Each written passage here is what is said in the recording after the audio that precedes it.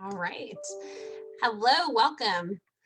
We are getting started on our very first Zoom live Facebook version of the New Teacher Seminar, which is always open up to all teachers, not just new teachers, but all teachers.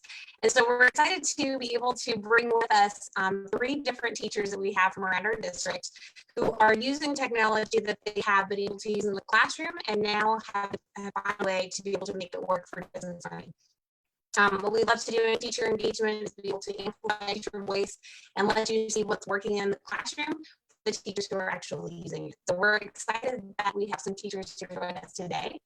Just to give you some brief introductions about what it is that we're doing and who we are. We're the teacher engagement team. I'm Justice Solana, teacher engagement here at Polk County Public Schools, and we are housed within HR. Our office pairs up with the teacher recruitment office. So you've probably gotten lots of emails, your Polk County Public Schools teacher or texts, and that really is from us. We're looking on how we can support teachers, how we can create opportunities for teacher leadership, and how we can also improve district culture. So if you got anything about teacher engagement, it probably has to do with that. Joining with me, ladies, wave to the screen, we have Tamika Thompson. She is our teacher engagement coordinator. And then we have Shelly Jaskey, she's our teacher engagement analyst. Both of them work with the teacher engagement office. And then we'll be talking more with these ladies later. But we have Simpson Wilkie from Highlands Grove.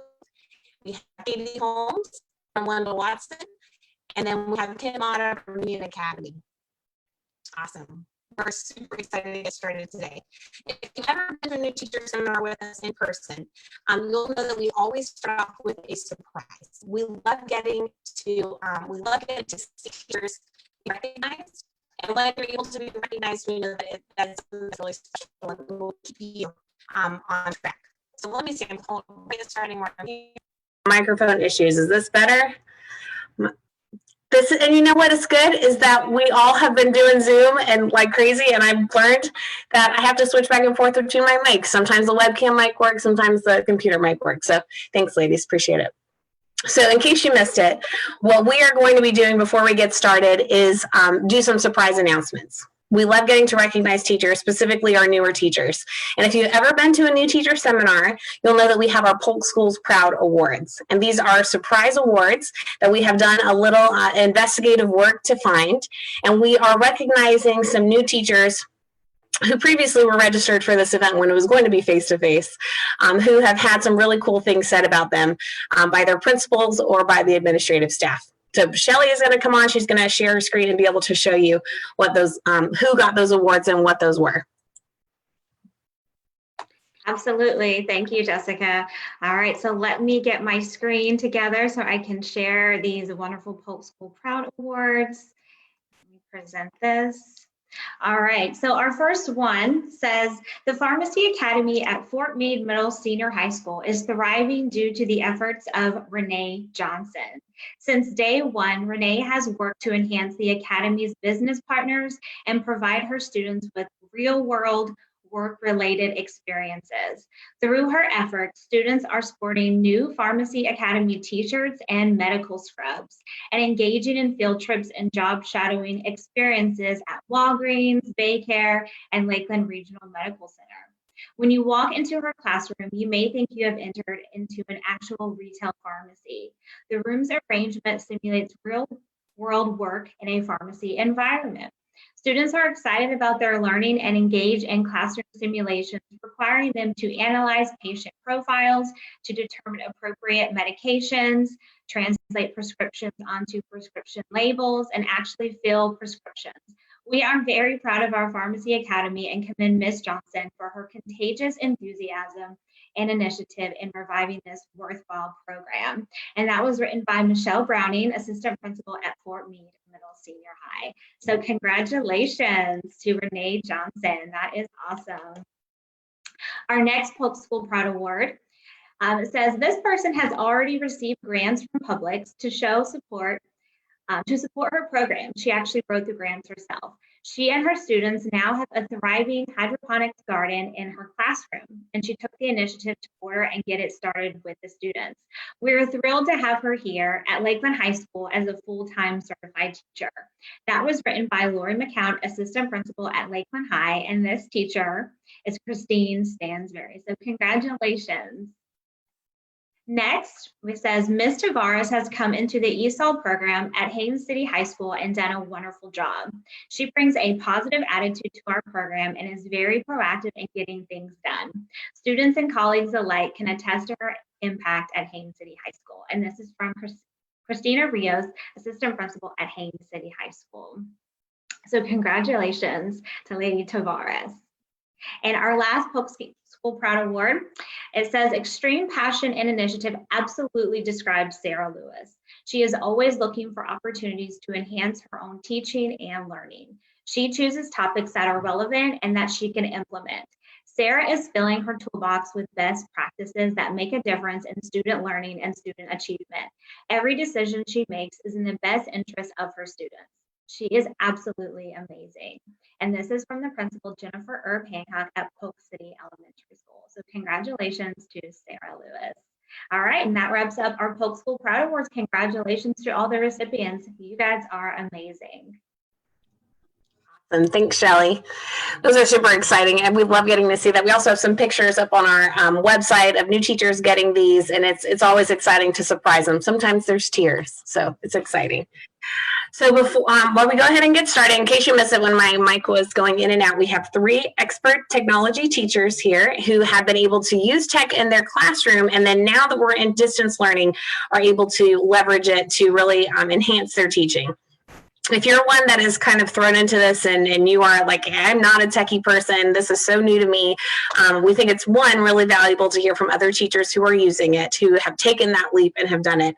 But another thing we want to make sure that you're seeing, and hopefully seeing with distance learning, is that technology is in no way meant to replace instruction. It's meant to enhance it. And so we're excited that we have these 3 fantastic ladies here who are really showing how they can still provide quality instruction through really great technology that they're bringing with them. So starting off with Katie Holmes from Wendell Watson, she's going to bring us through how she uses Zoom to connect with her class. And if you have questions as we're going, we do have our teacher engagement team monitoring the chat. So please feel free to type in your questions, throw up some hearts and some thumbs up, especially if you see some teachers on here that you are familiar with, or they're saying things that you're like, yes, I can relate. Like the mic issue, right? We have those struggles. So go ahead and feel free to interact with us on Facebook Live. We are watching. And with no further ado, I'll pass it over to you, Katie. Hi, I'm Katie Holmes. I currently teach 2nd grade at Wendell Watson Elementary. I've taught K through 3rd grade though, so I have all the primary experience. And I'm currently using Zoom to support the social emotional aspect in the classroom environment, especially in terms of keeping that classroom morning meeting structure going. And it's super important that we keep that connection going to make sure that everybody feels safe and secure, because I personally feel that that's the #1 important thing before you get to the academics. You have to make them feel together and connected in order to then help promote and support the academic side. Also, especially now with us doing distance learning, that we have to keep that space open for students to be able to talk through their thoughts and their feelings and stay connected with each other. So what I'm doing is once a week, I host a Zoom meeting for my class. It's about 30 minutes long, and it's purely social. Like, it's just a way for them to connect with each other. We talk about things that are going on in their lives. And I've noticed that I've had about 75% of my class involved in the Zoom meetings once a week. And then usually right after our Zoom calls, I notice a spike in them turning in the actual work that needs to be turned in order for me to have the grades. So I feel like that's always a plus, like have to increase the student involvement in that. Within our Zoom meetings, it's purely social again. We share the highs and the lows for that week. We talk about things they've done, and it's so fun to hear the students make the connections of like, oh, I love that game. Like, That's so fun. I've watched that movie too. Last week we told jokes to each other. This week on Thursday when we do our Zoom call, we're going to try to do a scavenger hunt. And whenever I start the Zoom meeting, I always open it up for just kids to say hi to each other. So it's kind of a mass chaos of just kids talking to each other. They feel like it's the Brady Bunch meme that you've seen where they're all just, you know, trying to talk to each other up and down. And then one thing that's super nice about Zoom is that I can then mute everybody. So then nobody else can hear each other except for they can only hear me, which I wish you could do in the regular classroom, but we're adapting. So when I mute everybody, I tell them what they're going to share about. And then I specifically go around and I unmute each kid that needs to talk. So I say like, okay, Tamika, you're up. And I unmute Tamika. And then Tamika gets to talk. And then I mute her again. And then I go to the next person. Okay, Jessica, you're up. And I unmute Jessica. And then we continue the process until everybody's gotten a chance to share. I've also done a read aloud through Zoom. That was a quick way to get them involved with each other. And we were able to then talk about some good things that the student was able to, or the character in the book was able to work through that they might be able to apply to their life. And then to end it, it's again, just that open process of everybody's unmuted and they're all talking to each other. One week it was so cute. They were all holding up each other's phone numbers so they could write phone numbers down to be able to talk to each other. So that's just the process that I've been able to work through. I've gotten tons of ideas online from other teachers. Like these are no way my own. Like I've taken them from other teachers because that's where we learn best is through each other. Logistics wise, like when you go to create an account, I highly suggest doing it through your school email because Zoom has taken off the 40-minute time limit on their basic free account for K-12 schools. So you can have a meeting that's however long you want, but I try to limit mine to be about 30 minutes because I feel like that's a nice time frame and attention span wise. I also then email the parents the Zoom meeting code and the password every week. I don't post it anywhere else because then I don't want other people to be Zoom bombing into my meetings. I'm going to share my screen to show you some of the settings that I have found that are best to click. If I can find that. Sorry, I'm trying to find where.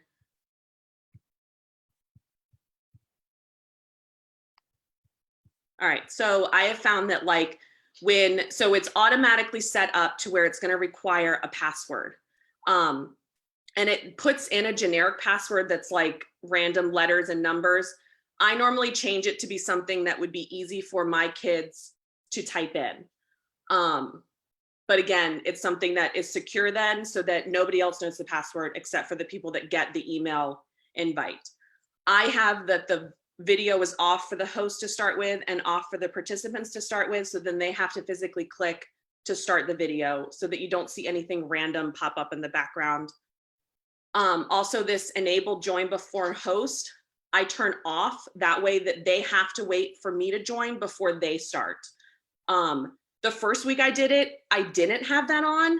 And then I found that when I finally joined, there were like 6 kids that were already in the Zoom call. And it was like, I don't know how I feel about that. So I just clicked that off.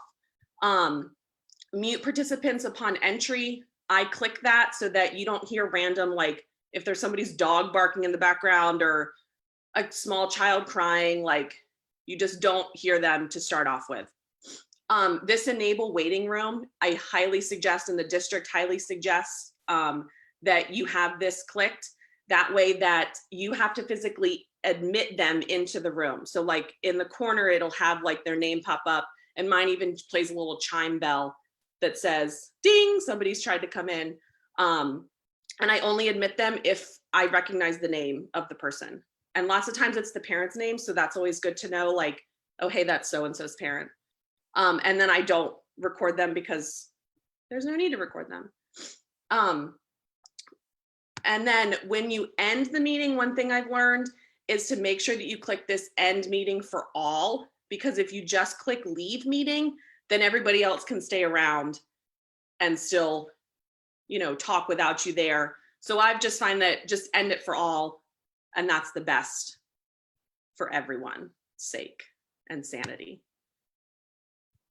The last thing I wanted to talk about was that I feel like beyond remote learning, this could even be a positive thing in terms of, I could see having parent conferences this way. If a parent can't make it into school, I feel like it's a little bit more personal than just a phone conference.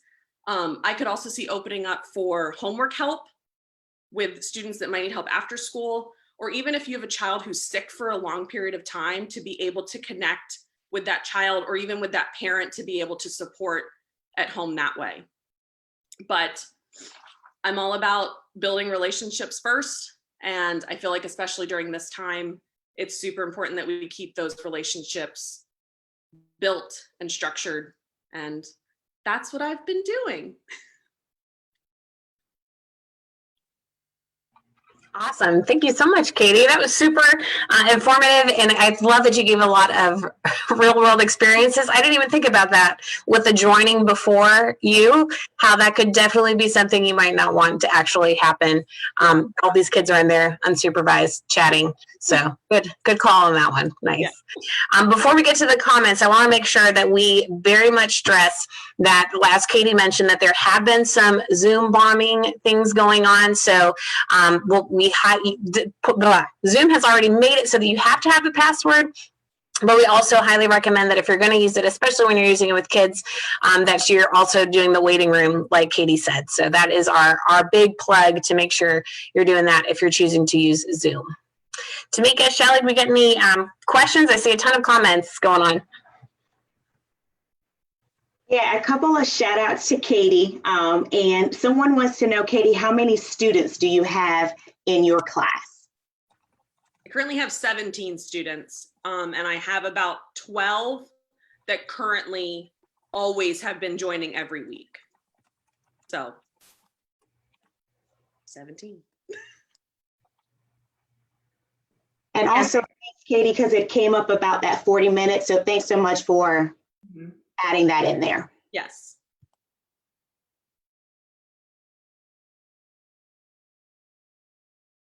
All right, Katie, and then we had someone ask, and you may have covered this, they said, do students have to sign up and create an account with their school emails?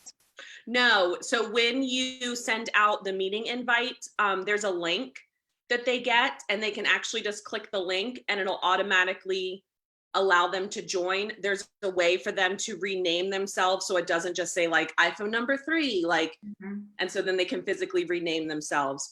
That's something that I'm still experimenting with.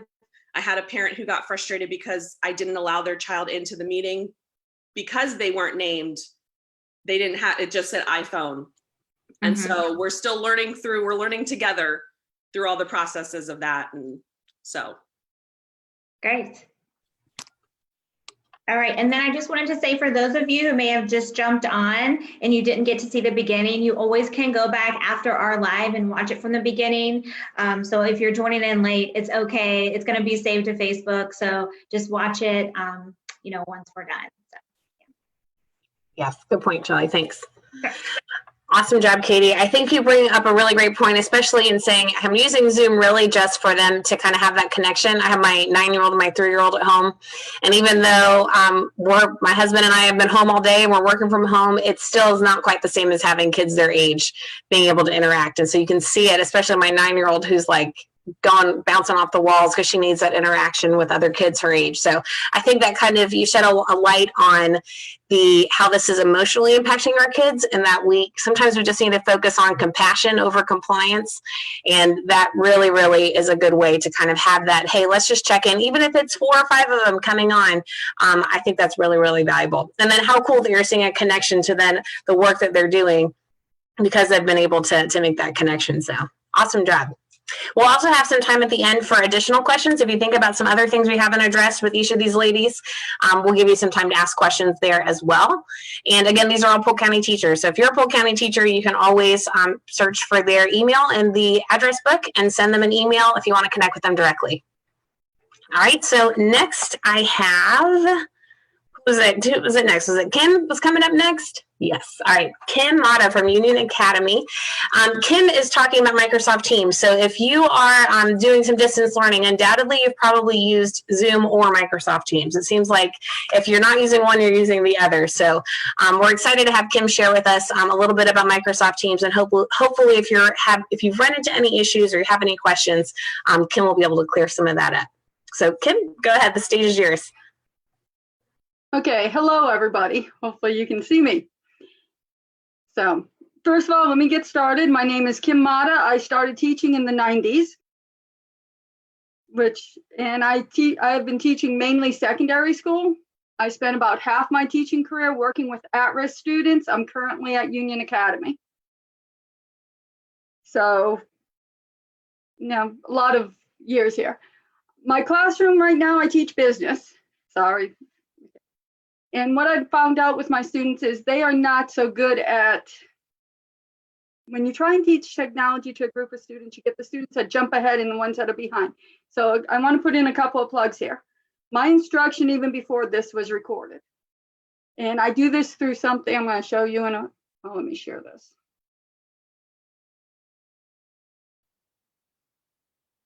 Okay. What I do is I teach Microsoft Office to my students. The screen you see in front of me is the landing page that they can get to from their home. I like this, and I'm using Teams primarily because it gives them access to all this, and they can access most of this through their Teams interface. So my students this week are working on creating a PowerPoint. That can be done through Teams. But they can also go here, create their PowerPoint, and attach it to Teams and send it to me. We started off the year working in OneNote, which I put everything in there, including links to videos that show them and demonstrate the skills I want them to use.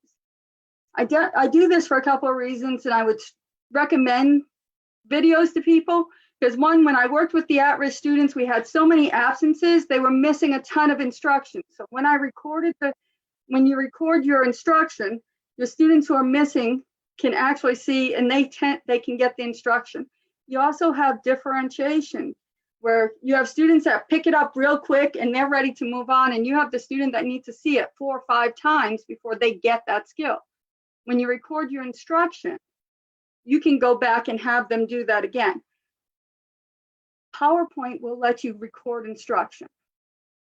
So you can create a PowerPoint, show them what to do, and it actually will do a live recording. Also, for our secondary teachers, if you teach more than one subject, I know with me, sometimes I get into class and I think I've told the student something, and then I find out, no, it was a different class I talked about it in. Recording instruction just makes sure that everybody hears the same message at the same time. So we're going to go into Teams, and I'm going to open up what it looks like. There's a way to make it so you can see all your teams here. And I created a practice class, and we are in our general class for our teacher engagement. I invited some of these nice people to be part of my class so I can show you. You can create channels. What I do on my channels in Teams is it just gives them what's happening that week. So the students get a checklist of what they need to accomplish for me that week. And I've actually given from feedback from students. You can see it says complete, watch the video. This is actually hyperlinked to a way where they can get to the videos for instructions. So if they can't get to it through Teams for whatever reason, there's a secondary way, because there's always another thing that they can do. So this just gives them a way to see what they need to do. And I find checklists work well. I teach middle school, the checklists work well. Some kids print it, some kids just need to see it. I also give them access to the file of it so they can actually download it, print it, and have it in front of them. Now, let's go back to general. The one thing I'm not crazy about with Teams, but it's definitely workable, is they put all your assignments in the general channel. You can't put them in an individual channel. But what I do like about the assignments is it'll let you, if you, hold on, didn't do it in here. If you look here, I have a draft. You can set your assignments to go ahead of time. You can add everything in. You can go down here to edit. And you can tell it when you want your students to get that. I'm not getting up at 5 a.m. to post this, But on Wednesday at 5 a.m., this will post in Teams for them. You can decide if you want to allow late turn-ins or not. So if you had a quiz and you only wanted them to be able to access it for a few days, you could actually have a close date on it. And again, I got there by just going into the assignment, and down at the bottom, you can edit the assignment. You can also send it to, and this one, because it's set to go off, you can actually choose who you send it to. So if you have that student who needs differentiation and they need maybe a slightly different reading assignment than the other students, you know how you have different reading levels in the class and some kids need higher level, and you want to give some kids maybe a different resource that's a little bit more on their level, you can actually pick the students you want them to send it to, and it will go specifically to those students. On this one, it'll also, oh, I can't do that here, so we're going to go back.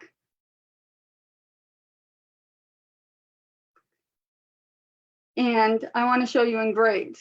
If you click on grades, and my students haven't been that great in this class of turning them in, but I didn't expect them to, you can see that if they turn it in, you get it turned in.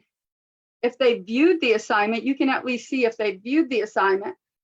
And if you open their work, it'll give you a view history of when they actually looked at it. So you can see, yeah, this person was online at this specific time, and at least know that they've been checking their work. If you're not seeing this, now you know you might need to contact them. Now, if you look here, when I sent this out, this blank spot here means I didn't send it to those students. I would probably send them a different assignment along the same lines, but this way you can give them what they need and help them out. Let's go into and set that up. I'm going to go back to assignments because I want to show you another feature. And I'm going to go into student view. This is a worksheet that I had my students working on last week. If it comes up. But it has this thing called Immersive Reader. If you're not familiar with Immersive Reader actually will read the document to the students. So you can do different things with the Immersive Reader, and this is all through that Office 365. This is all through Teams, where we'll actually read what the students, for the students, and you can tell it if you wanted to highlight different parts of speech or different things. You can even, those kids that have a hard time with a lot of text, you can have it narrow down the text for them and it will move through the text while they're reading it. Let's get out of this. And I'm throwing a lot out here, and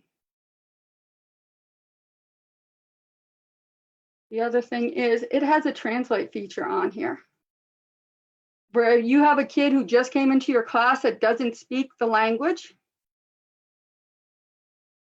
You can find a language.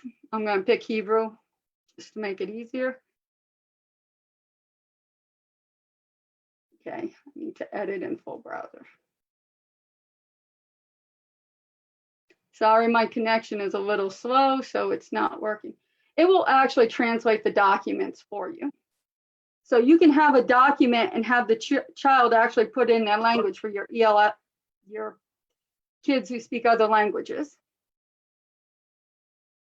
Let me see. I know I'm going through a lot here fast. The other thing is, again, I have multiple classes.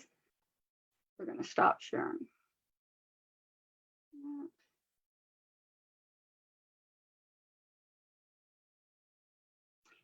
Okay. The other thing I want to point out is on there, you can send, because I have multiple classes that do the same thing, you can send it out to multiple classes at the same time. You can make announcements to other people. And I want to stop a moment because I've gone through a lot. Are there questions out there that I can answer?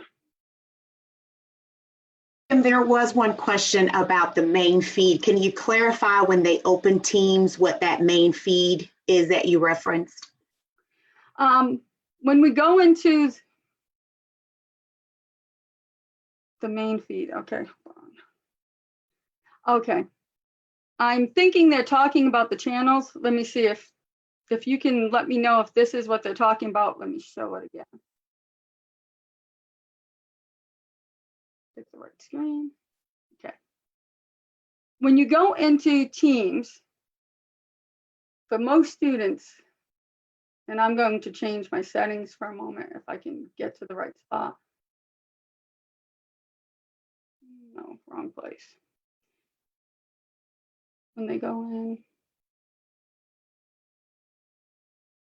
for most people, when they go in, this is what they're going to see. Okay. They have a choice down here, and I don't want to click on some of these because I have students in there that I don't want to put their thing out. They have a chat. You can use the chat in order to communicate back and forth with individual or groups of students. Their team, when they show up, it'll look like this, and they will pick the one they want. These are called channels. General is the default and what everybody has. You can add other channels, and I like to set mine up so they have weekly channels so that they know what's going on in each channel. This is just a post I put on there so that they would have a list of what to do. And that's as easy as clicking down here where you type, and it lets you type in what you want to put in. It also lets you post it wherever you want. You can select channels to post it in and tell it. So these are all my channels that all my teams that I have. I can tell which teams I want to post. I'm not sure if that was the question they were asking though. We'll continue to monitor, so if they want to jump back in the comments, they can let us know if that clarified it. Okay. And there is, and assignments seem to be the big thing. Going into assignments, let me go. I almost want to show you a class, but I can't. So in the general is where you'll get to most of your stuff. You'll get to your post. You do have a section in there where you can post things that students can't change. When you design your assignments, let's go into this one. When I created this, I made it so the students could actually edit this. And it's not. So that when they go in, they just need to type in, and then there's a turn it in. Up here where you see this symbol, on the student screen, they get a turn it in button where they turn it into me. And then I can see it either in grading or when I go into the actual assignment, who's turned it in.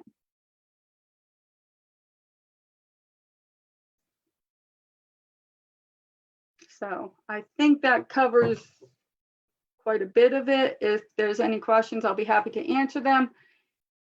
If not, thank you for listening. All right, Shelley, any other questions on your end? Yes, we did have a few. One person, Fran Lopez, asked, when doing an assignment in the spreadsheet, students who are using their phone, they're having issues when it's sent to the teacher, the formatting is off. Is that just because it's done with a device, or do you know if there's a particular thing they could do, Kim, or? I don't know of anything. It's probably a device, I would guess. Okay. It would be something I would need to see in order to understand it. And it's going to be different on each device. They can't access it through all devices, but not all devices are going to read it the same way. Absolutely. Okay, thank you. And then we had someone asked if this was the teams that you have, the pro version, or is this just the version that everybody in the district has? This is the version that everybody in the district has. The one I was showing you, I went online and clicked on the Teams for the online version that anybody can access with their school email. So no, I don't have the pro version, didn't pay any money to get extras. So you all have access to everything that I showed you. Awesome. Let me see. I think there was one more. Someone asked if you can see more than 4 students during a meeting for Teams. Do we know if that's just the max? I don't know how many. I mean, I've had meetings with 50, 60 kids in, because I do my meetings where I invite all my students, and I do a couple of meetings. I do one in the morning at 10 a.m. because that seems to be when my middle schoolers, some of them are getting up. And then I do one at 1 the next day at 1 p.m. so I can get those really late risers. Honestly, I'm seeing kids on there at 2, 3 in the morning. So they're accessing this at really weird hours sometimes. But as far as I know, there is no limit to size of how many. And usually I open, but you don't get, like in Zoom, you get the nice little pictures that you see everybody. I get maybe 4 or 5 across the bottom. And then I usually have them during presentations have to give me a thumbs up or something to let me know they're there or they're at least paying attention. Okay, awesome. And then we'll save the other questions that we'll have for our Q&A at the end. So if you're writing in the comments on Facebook and we haven't answered your question yet, don't worry, we'll definitely get to it. So Thank you. all right. Awesome. Good questions. I love it. And I love that you're talking about that difference. I know we saw that too with Microsoft Teams and Zoom. If you have a lot of kids on and you want to see them all, Zoom is kind of nice because you can see everyone at the same time. Where Microsoft Teams, you can only see a handful. I have seen that when you use the app, Microsoft Teams app, you see a few more people on at the same time. Kim, I really appreciate you sharing that. That is so cool. And I've loved some things that I think will really touch home with some teachers and even some parents. I know that we are seeing a lot in the way of an equity gap with our students, but it's specifically really focusing on our ESE students and how we're differentiating our instruction. I know for a lot of students, this is even more challenging than we can even imagine. So I think it's really awesome how you showed us how we can differentiate our instruction through Teams. And then how neat is that with the immersive reader? That is super cool. So I think that'll be really helpful for our families who are non-English speakers, and then for our younger students, as well as for our students who are struggling with reading. I think that is definitely, I know I didn't realize that was there in Microsoft Teams. So that is a huge help. So I appreciate you bringing that up. Nice job. Thank you. All right. So also as in the way of support, and we have lots of questions. Again, feel free to reach out to these ladies. But we're really, really fortunate to have an awesome instructional technology team in our district. And Microsoft Teams, all the Microsoft products are all something that our district supports, which means that if you have an issue with it, you can reach out to the instructional technology team, school technology services, and they can help you brainstorm and figure it out. Now, this next thing that Sam's going to talk about, it is by far one of my all-time favorites. I absolutely love Nearpod. I know a few of us have experience with it that's on here. So I love, love, love Nearpod. It has completely majorly enhanced my instruction. But I want to give the little blurb here, and we'll do it again at the end. Nearpod is not a district-supported program. It is on the peer list, so you're welcome to use it.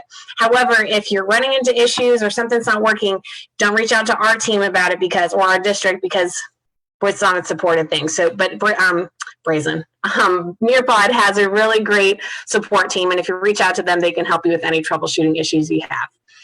So Sam, go ahead and let us know how you use Nearpod. If you can touch on even how you use it in the classroom too, if you don't mind, Sure. And then also how you're using it with distance learning. Yeah, absolutely. Thanks, Kim. I appreciated that. I actually did not know about the translating feature, so that was really neat for me to even learn about now. But like I mentioned earlier, my name is Sam Sokolsky, and I am from Highlands Grove Elementary. I currently teach 5th grade, but I've previously taught 3rd grade as well. And I really was excited when I was asked to speak on Nearpod because it's something that I personally have been using in my classroom since I first started teaching, and I absolutely love it.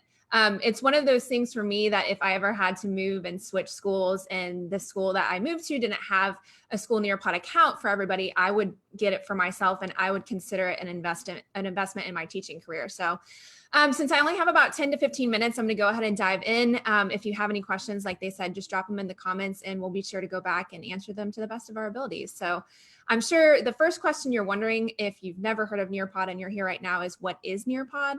And Nearpod is just a platform of learning that you can use with your students that allows teachers to create, to download, and just to teach interactive lessons across all interactive devices. So laptops, computers, phones, tablets, basically anything that can access the internet can access Nearpod. And it allows you as a teacher to synchronize and control your lessons that you're presenting across all of student devices. So imagine your Smartboard lesson or your PowerPoint lesson, Google Slides lesson, whatever platform you use, you can now essentially share your screen or your lesson with each student who has an interactive device. And so students will move through the lesson with you as you allow them to. So if it's time to move on to the next slide or the piece of content that you have, you as a teacher control that. You click next, and all the student devices move on to the next slide with you. So it's a really neat platform of learning that you can utilize in your classes and with your lessons. And it's really neat because it operates and it works well with any operating system or browser. So that means you do not have to create any student accounts. There's no signing up your students for Nearpod. Essentially, once you have an account, you can create and launch your lessons from there for your students to follow along and interact with you.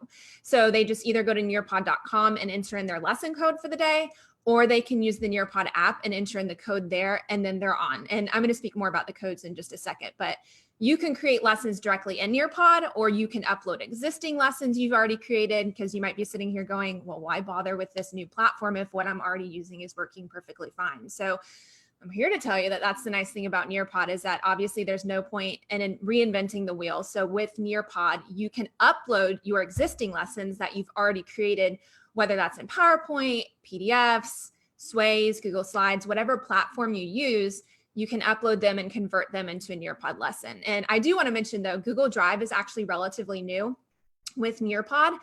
So you can work directly in Google Slides for your Nearpod lesson. So that's a neat feature if you're a big Google Slides user. But it's very user-friendly for students and I think for teachers alike. I kind of like to compare it to IKEA in the sense that once you enter the store, you're kind of put on that path and you just keep moving to the next room until you get to the end. And Nearpod's the same way, that once students enter into the lesson, they just keep clicking next and they keep working through whatever you've presented to them in that lesson until they get to the end of the lesson. So I just love Nearpod because it gives that interactive component to your lessons, and it allows for that inclusive and immersive learning experience by allowing the students to actively participate in every lesson. So I did want to highlight some of the interactive features that Nearpod has that you can embed into your lessons, because this is, to me, what makes it a really neat feature and what allows for that engagement for students. One of the features is quizzes. You can create quizzes to give students, whether that's at the end of the lesson or just any time you want, honestly.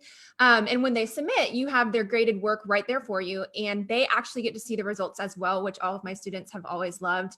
That's how I was growing up. I wanted immediate results to any of my schoolwork, and so they do love getting to see their quiz results. Another one is the polls. They have a poll feature, and I like giving polls at the beginning, middle, and end of my lessons just to see where my students are at.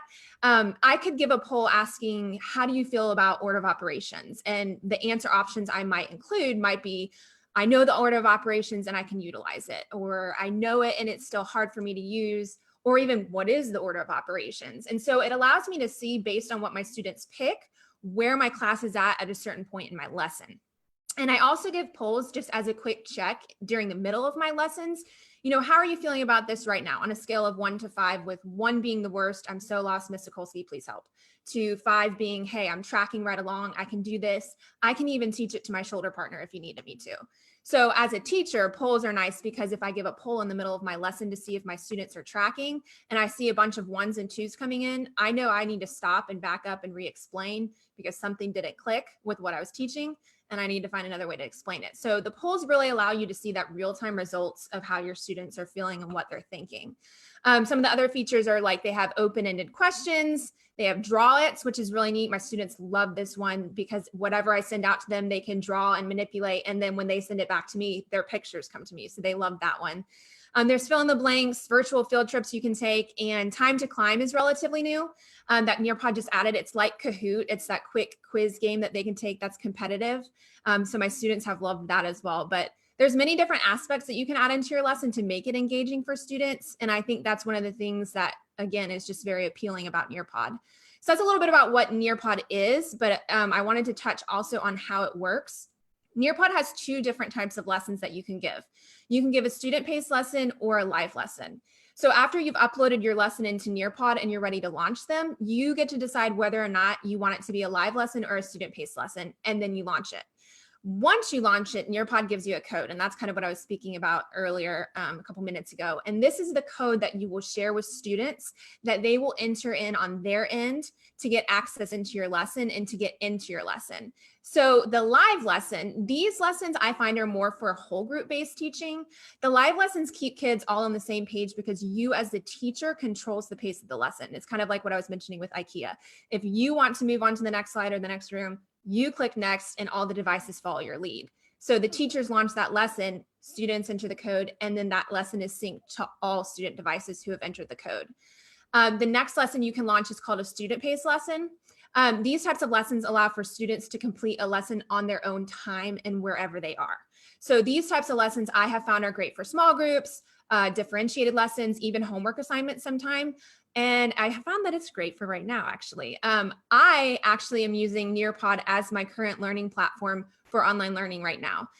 Like I said earlier, I've used Nearpod for years in my classroom, using both live lessons, student-paced lessons, and I've used it just in a myriad of different ways in my classroom pre-pandemic times, but I currently am using right now during pandemic times with online learning, and it's been a lifesaver for me. So what I've been doing now is that I create my lessons, I launch the student pace codes, and then I give the codes for my lessons each day to my students, and they complete it whenever it works best for that student and their family each day. So Nearpod's made the transition to online learning really smooth for me in my classes, just because my students were already familiar with this platform of learning in my classroom. So that's a little bit about what it is and how it works, but I do want to talk small amount about the data and the reports that are associated with Nearpod. The nice thing about Nearpod is that while you are giving the lesson, whether in student paced mode or live lesson mode, you get real-time feedback and real-time results on student understanding, and you can evaluate student responses in real time. So like I mentioned earlier with the polls, let's say that you posed an open-ended question to your class during one of your Nearpod lessons, or maybe you give a quick multiple choice quiz question just to check for understanding. It can go a couple of ways. You might see as the results come back in, oh, all of my class answered correctly and I can move on, and maybe even move on at a slightly faster pace. Or you might find, wait, hold on, a majority of my students answered this incorrectly. So as a teacher, I need to stop and reevaluate and figure out where I went wrong in teaching, or just how I can explain it better to fix it for them so that they can understand. So the real-time results are amazing because as a teacher, you get to see if your class is tracking with you in the moment in real time. So you know exactly when and where you lost them, and you don't have to wait till the end of the lesson to evaluate that and then try to backtrack. So teachers can access their post-lesson reports to assess individual performance or class performance after they've given a lesson, during the lesson. And so the session reports do the work for you. The student data is tracked for you. And so I've just loved that. Another way that I personally utilize reports within Nearpod specifically are my collaborative groups. So one of the ways I run my collaborative groups with Nearpod is by grouping my students into teams of 2 to 3 students per team. And what I do is I launch a student-paced Nearpod lesson with questions for them to work through. And because it's student-paced, each group gets to work through their questions on their own time. So some groups will move at a faster pace and others will move at a slower pace, but because it's student paced, it allows for the groups to truly have that control over their learning and over the pace that they take that at. And so as they're navigating through their questions, I have my tablet with me and I'm using the report feature to track in real time the answers that they submit to me. So I can scroll through all the answer submissions for each question to quickly see who's understanding and who might not be, because it's really easy for me to see on the report, 25, 25, 25, 10, wait a second, that team has submitted an incorrect answer. And so if that happens, then I have the opportunity to go over there to check in, pose higher order thinking questions if I need, or remediate if I need to. But what I love about it is that it allows the teacher to take a step back, and Nearpod really allows me to merely become a facilitator, and it gives the students the opportunity to collaborate together, to take ownership of their learning, to help one another, to teach one another. But it just also allows them to be able to participate in that productive struggle. So the nice thing about it is that students can work at their own pace. And so for my faster moving groups, I might have another student paced Nearpod ready to go that they can begin for enrichment once they finish their initial collaborative group questions. That way the slower paced students will still have the opportunity to finish, while some of my faster paced students are still growing in their learning. So Nearpod's just a great platform I have personally found to implement my collaborative groups because it allows my students the opportunity just to manipulate things. You can manipulate the question, you can highlight, underline, cross out, what have you with their questions, while also submitting that data to my account in real time. So the last feature I'm going to tell you about Nearpod is their library. They have a library of ready to teach lessons in all subject areas that are aligned to the K-12 standards. And these lessons are just from a wide variety of different authors like ReadWorks, LearnZillion, Nearpod authors as well. And these lessons are editable and customizable to the needs of teachers and students, because of course, as a teacher, you know what your class needs and what your students need. And so these can be, they're customizable and they can be edited. So there's also a school library. If your school has a school-wide Nearpod account, you can submit your lessons to the school library. So I can share my Nearpod with every teacher at my school and vice versa. And so it just kind of allows us to share in that way. But I did also want to just close on what Jessica started on. Just some important information I do want to make sure I reiterate is that it is on the Pure List. Nearpod is on the Pure List, but in regards to that technical support, if you have technical support questions as teachers, we have to direct that directly to Nearpod and not the district. But I did want to say, I don't want that to scare you because Nearpod has amazing technical support. And anytime I have ever had a question regarding Nearpod, I've always contacted them directly and I've heard back from them very quickly.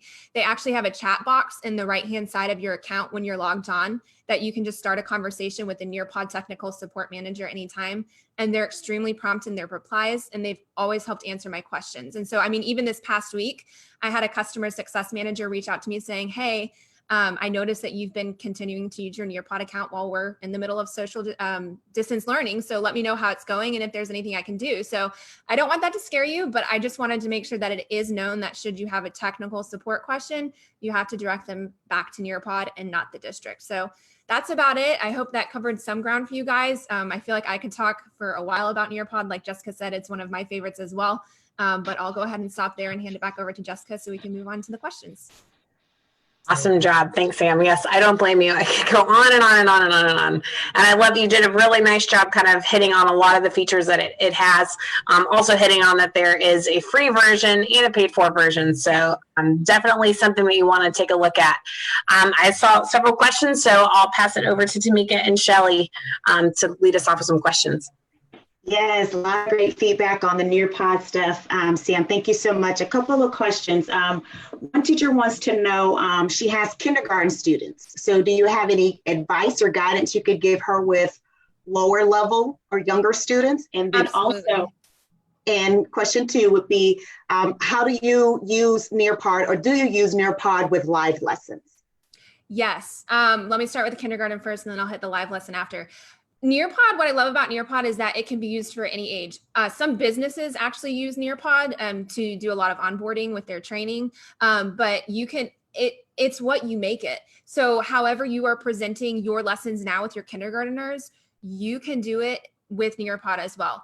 And don't discredit the little ones, because I have also found that as I'm working with little kids, they are very quick. I mean, there's been times in my class where I've even gone, hey, I don't know how to do this. And a kid shouts out from the back, all you got to do is this. And oh, that's all I have to do. So whatever you're doing right now to implement your lessons, it can be converted to Nearpod and they're going to pick up on it quickly. It's just a matter of what technology device they're using. They might use a computer, they might use an iPad, a tablet, what have you. It's going to be very easy for them to walk through because like I said, it's like IKEA. Once you get them into that lesson, once they put that code in and then enter their name, they only have the option to click next. And so as long as you have set up that lesson, they're going to only be able to click next and follow that lesson as you have given if it's student paced.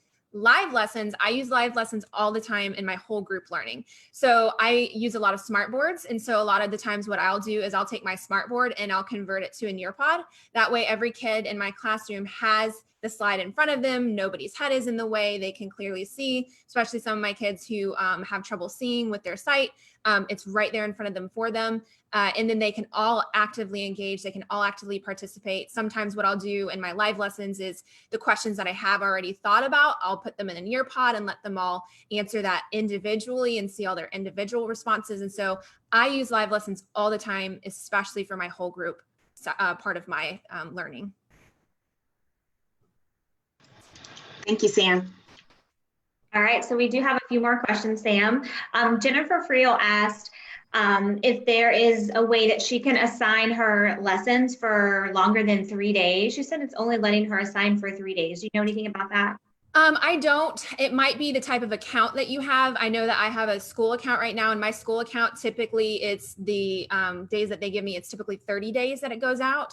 So I don't know why they would have the 3-day account. That might be something to do with the free version. But I do know that Nearpod has I know that Nearpod right now has actually waived that. And they are allowing live and student-paced lessons. And so that would be actually a question that I would direct towards Nearpod and ask them, because from my experience with Nearpod for the past 5 years, it's always been a 29-day code that once I've launched it, that code has been live and has lasted, if you will, for 29 days. Okay, excellent. Thank you. And then we have a viewer and a person who attends a lot of our events, Sharon Phillips. She uses Nearpod all the time. So she was asking about collaborative groups. She has not used that before. So could you explain a little bit about how you might set that up, or where in Nearpod you would go? Yeah, so I have done my collaborative groups just many different ways. I'll quickly go over. So one of the ways that I've done it, the ways that I spoke about it just now, I would have them work in a partner pair. So they would each their pair would get one iPad. And what they would do is they would launch into the student-paced code, and they would just work through the lesson from there with their group. And then they would know that, hey, once I get every 3 to 5 questions, I'm going to check my answers with my table team across from me, just to make sure that that's going well. So that's one way. I call that the non-moving collaborative group, just in case if we haven't been working too well and we need to remain seated. That's my non-moving collaborative group. But then I also have a movement-based collaborative group. And that one, what I'll do is I will launch a student-paced lesson, and I will have the tablets around the room, and I will actually move each question to each iPad to a different question. So iPad 1, iPad 2, iPad 3, iPad 4, and there will be a different question on each iPad that the students actually move around to. And what they do is they go to that iPad, they answer the question, and they're responsible to come to me to check their answer before they move on to the next question. And so that way I actually am not using the Nearpod reports actively in that collaborative group session. I'm using it, I'm tracking it on my own, on my just paper, pencil, clipboard based. But that allows the movement throughout the room, but it still allows for them to manipulate the questions should they need. They can highlight, they can X out, they can cross out, they can draw if they need. So I still like that feature because it still allows them to manipulate that with the technology. That way I don't have to print, X amount of questions on paper. So I have a couple different ways I like to run it, but I always am using Nearpod to run it. Great. Thank you so much. You're welcome. Awesome. Awesome. Great questions. I love it. And I love that you reference it to, you related to being like IKEA, very much so, right? I like it. Always. And that was so awesome about Nearpod, especially now, is that since, like you were mentioning, you can have live lessons and you can have self-paced. And it can be the same thing. So where you might in the future try to use it for homework or for math centers, this is really nice. I think what a lot of teachers are struggling with, and again, we're hoping you see lots of alternatives here. If I'm doing a Zoom meeting and I know I have to be on there at 10 o'clock, but I'm with a babysitter at 10 o'clock because my mom is coming home from work, not till 2 o'clock, then I maybe would miss that. But with this, you're saying with the lesson piece, that's so nice, is that it can also be self-paced. So I can do it whenever I need to do it. And it's capturing all of that in the report feature, which is super awesome. I know we use it a lot with substitutes. So that was always really nice. Even though I was at a conference or I was at the doctor's office, I could always pull up the report and see how my kids are doing in real time as they're doing that self-paced lesson. So that's fantastic. And I'd love to, Sam, how you hit on how this helps you facilitate learning and enhance a collaborative relationship with your kids. I think that's another deterrent for people who are a little hesitant to bring in instructional technology, is feeling like, well, the kids need to have this face-to-face time, right? They need to have conversations. And I think that's where you have to find this perfect balance. And Nearpod does a nice job of that, of I have my time in front of the tablet where I'm doing the work, but then it's also, to enhance the instruction, a time where I stop and I turn and I have those conversations still. So I love, I've gotten to see Sam and her class do collaborative groups with Nearpod. It's really, really neat, and how it can be able to give them access to a really neat lesson, but also allow them to talk to each other at the same time. So awesome job. Very nice. All right, so I know that has wrapped up our three main areas. We had it on Zoom. Katie talked about how she uses it as kind of like morning meetings and to get to kind of a social emotional learning part aspect of bringing your kids together, helping them see each other and connect with each other, and then connecting that with the learning that goes on. Kim mentioned about how she's using Microsoft Teams to be able to still continue learning and provide her lessons and assignments, but then also how she can differentiate her assignments with Microsoft Teams. And then Sam was hitting on Nearpod and how you can continue to deliver lessons that can be live or self-paced. What's also really great, even with the free version, is that there is a lot of lessons that are already pre-made and on a variety of topics. I think they even have coronavirus lessons if you really wanted to do that.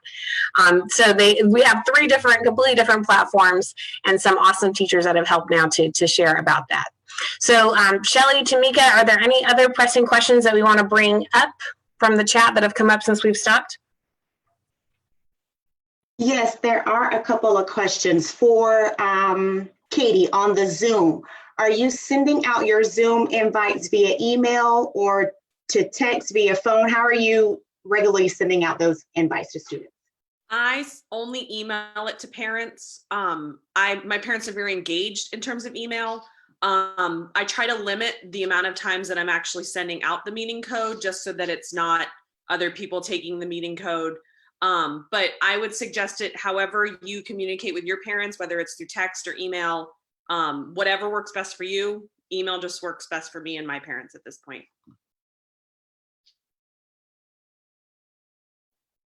Thank you, Katie. And one question, I guess I can pitch this to you all regarding your individual platforms that you shared with us today. Would you have anything to say about Facebook Live versus Nearpod, Facebook Live versus Zoom, Facebook Live versus Teams, utilizing that platform versus the one that you shared with us? I can speak a little bit on that, specifically in regards to Nearpod. I still have my Microsoft Teams chat feature set up. The Nearpod I found has allowed, like I said, I do student paced, so they can do it on their own time.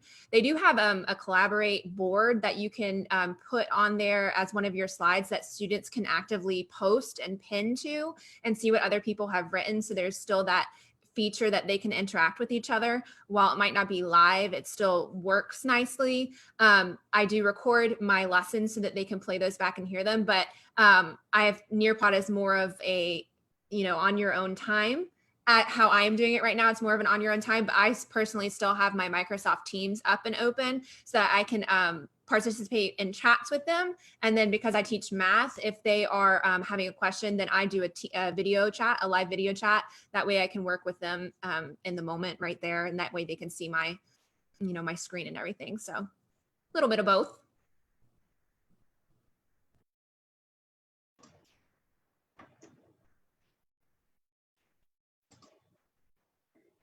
And someone asked about if they are using the Nearpod for the collaborative groups, Sam, that you mentioned. Any advice on laptops versus iPads with the movement? I have used both. So I actually did a Donors Choose to get a set of tablets. So before I had those, I used computers. And the only way that I found that it's a little bit different between computers and tablets is the writing feature. And that would only affect them if it was a draw it per se, and they needed to actually manipulate it, because then they would have to use the mouse pad to do that. But there's text box features even on the draw its that they can do, so that if they don't have the ability to actually touch the screen and it's hard to draw with a mouse or enter in an answer with a mouse, they can use the text box feature and everything. So both computer and tablet work nicely with it. Just use whatever you have available to you. And I have always found that the kids enjoy it no matter what. When they come in the classroom and see the code on the board and that we have a Nearpod ready to go for today, they don't care whether it's on a computer or a tablet. They always find a way to make it work and they enjoy it. So.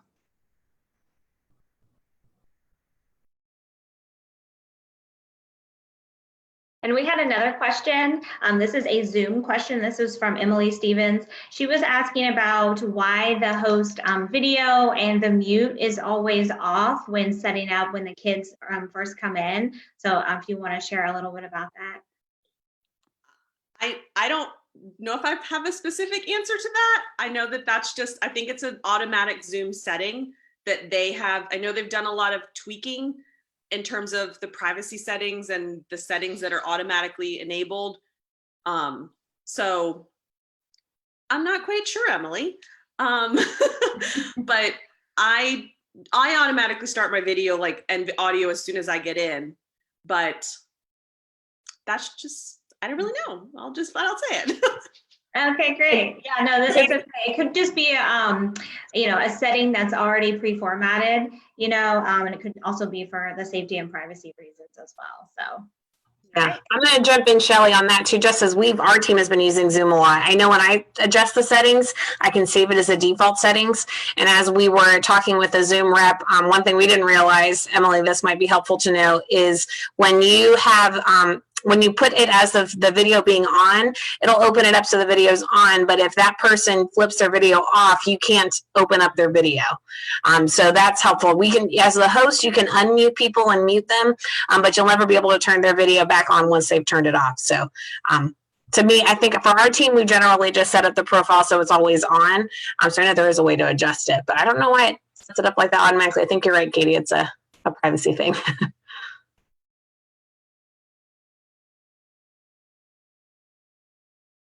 That just about gets it for the questions. Lots and lots of great comments about each of the platforms that you all have shared. So thank you so much for spending this time with us to share your expertise. As we move further into this Q&A, I have a question for you all, and you can address this in the order in which you all presented, if you don't mind.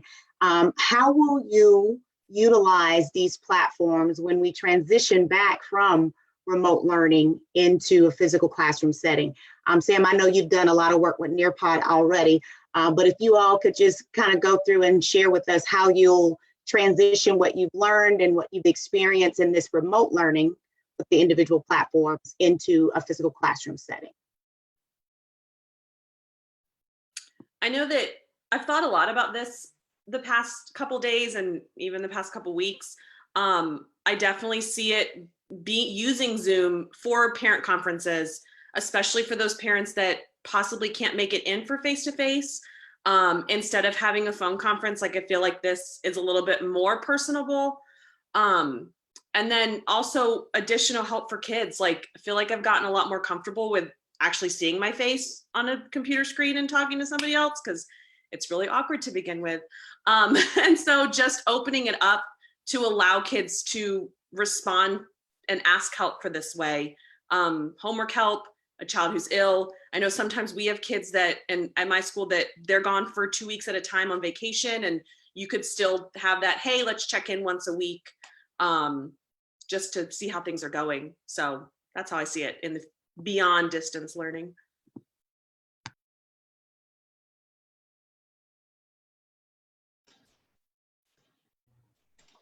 Kim, can you start over? Okay, yes. I'll be honest, I actually started the year off. I was going to start using Teams in the beginning of the year because I use OneNote to provide content for my students, and I thought Teams would work well, but I didn't have enough time to learn it at that point. And the students were learning it faster than I was, and they figured out how to make their own channels. The district has since locked down some of those settings, which makes it really good. But I like that I can put everything in there. They have access to it no matter where it is. Mine is a technology class, so they're using technology in the class and out. We're trying to prepare them for the real world. And honestly, nobody envisioned this ever happening. But how many people are now working from home that never had to have access or never thought they would? I mean, there are doctor's visits now going over the internet. So I can envision kind of keeping that up so the students start learning the technology and how they can do this. The other thing is we need to teach them how to do this, because I've got students coming in 8th grade that don't know how to save a document. And we assume that because they're always on technology, they know how to do it. So the more we can expose them to technology and teach them the right and wrong. I mean, how many teachers had problems at the beginning of this distance learning because their students just don't know the proper etiquette of how do you separate school from how do you separate, your social. and they were using the platforms for socializing, which is fine in a certain extent, but at the same time, we need to make sure it's appropriate. And we want to teach them the skills that are going to go out there in the real world that help them when they go on a job, know how to use the technology they're given and not get themselves fired from their job because they're being inappropriate in their chats with their employees, with their fellow employees, and getting in trouble. So I can actually envision using this just to help teach those skills and having them get used to how do you interact with people online in a professional manner. And I know I've already spoken about Nearpod. It's going to be something that I continue to use. But in regards to Teams, even and Zoom, like Katie was saying, I have had those conversations with my coworkers and with other teachers. And I love the chat feature of Teams. I love how kids could potentially go home and reach out to me if they have a question. With fifth grade, obviously most students have cell phones and everything, so they have the access to that. But I love that it could provide potential help for the students. They could reach out to me when they get home. Hey, Ms. Nikolsky, I don't get this homework problem. Or, you know, like Katie was saying with the Zoom conference calls, if you're not able to come in, or it still provides that a little bit of face-to-face while still not being face-to-face. But I've definitely thought about it, and I'm excited about the potential, especially with Teams, that I could have and using it next year in my classroom. That's awesome. We have a couple more questions for you all. Shelley, you want to jump in with a couple? Yes, absolutely. Thank you. All right. So we did have someone ask if there was like a guide or a tutorial for the immersive reader and translator in Teams. Do you know anything about that, Kim? Would they maybe go to the help and support section in Teams, or what would you I'll be recommend? honest, I don't know if there is one out there. I Okay. found it mainly by looking through and experimenting with it. Knowing Microsoft, they probably have a video somewhere, or if you need help, I'll make a video that kind of walks through how you use those two. Okay, perfect. And then we had some questions for Nearpod. It says, how do you convert Smartboard to Nearpod? Do you know if there is an integration, Sam? What I usually do is I convert my smart boards to PDFs. You can actually export them as PDFs, excuse me, not as PDFs, as pictures, JPEGs, and then I convert those JPEGs directly into Nearpod. So my smart board matches my Nearpod lessons. Perfect. All right. Let's see, what else do we have here? Oh, someone asked about the lessons being saved in Nearpod so they can be used over and over again. And I know when I use Nearpod in the classroom, I was able to do that. Sam, do you know if there's a limit of how long they can be saved, or have you been able to just use them for years? To my knowledge, your library is your library and they won't go away. So, and Jessica, you might be able to speak a little bit more on that. But as far as I'm concerned, once you have put your lesson into your Nearpod account, it will stay there. The only time that I've had it not stay there is if I had the professional version, the paid for version, which gave you more space, and then it downgraded me to the free version. So at that point, when I paid for it again, it gave all those lessons back. So they didn't they weren't erased. So this is good. And it's super affordable. Before our school got it, I was paying for it. It was only $10 a month. So it's definitely something that I felt like was worthwhile. But yeah, so that's the only time I'd seen them, but they let you know when you're getting full, getting towards the edge, but they're always there otherwise.